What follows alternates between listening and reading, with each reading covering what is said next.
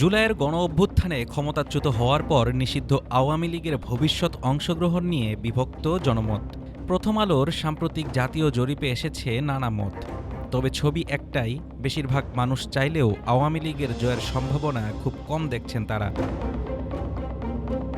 বাংলাদেশের প্রথম শ্রেণীর সংবাদ মাধ্যম প্রথম আলোর উদ্যোগে কিমেকার্স কনসাল্টিং পরিচালিত এ জরিপে অংশ নেন দেশের ৫টি শহর ও ৫টি গ্রাম আধা শহর অঞ্চলের ১৮ থেকে ৫৫ বছর বয়সী ১,৩৪২ জন উত্তরদাতা।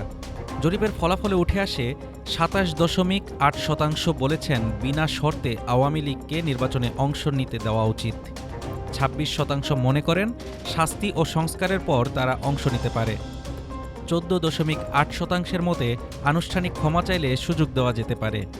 আর শর্ত দিয়ে অংশগ্রহণের পক্ষে আছেন আরও কয়েকজন উত্তরদাতা।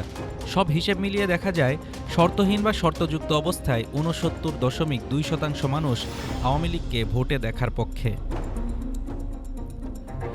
তবে একটি বড় অংশ বলেছে আওয়ামী লীগকে নির্বাচনে দেখা উচিত নয়, এবং যারা অংশগ্রহণের পক্ষে তাদেরও বেশিরভাগ দলটির জয়ের সম্ভাবনা দেখছেন না।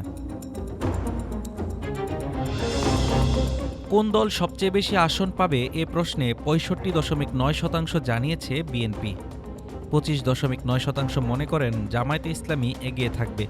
মাত্র ৭.২% উত্তরদাতা আওয়ামী লীগের জয়ের সম্ভাবনা দেখছেন। জরিপের পরপরই মানবতা বিরোধী অপরাধের মামলায় আওয়ামী লীগ সভাপতি ও সাবেক প্রধানমন্ত্রী শেখ হাসিনাকে আন্তর্জাতিক অপরাধ ট্রাইব্যুনাল মৃত্যুদণ্ড দিয়েছে। দুর্নীতির ৪ মামলায় তার মোট ২৬ বছরের সাজাও হয়েছে। গত বছরের আগস্টে তিনি ভারতে পালিয়ে যান। অন্য অনেক নেতা আত্মগোপনে, আর অনেকেই গ্রেপ্তার। এবছর মে মাসে অন্তর্বর্তী সরকার আওয়ামী লীগ ও এর সব অঙ্গ সংগঠনের কার্যক্রম নিষিদ্ধ করে।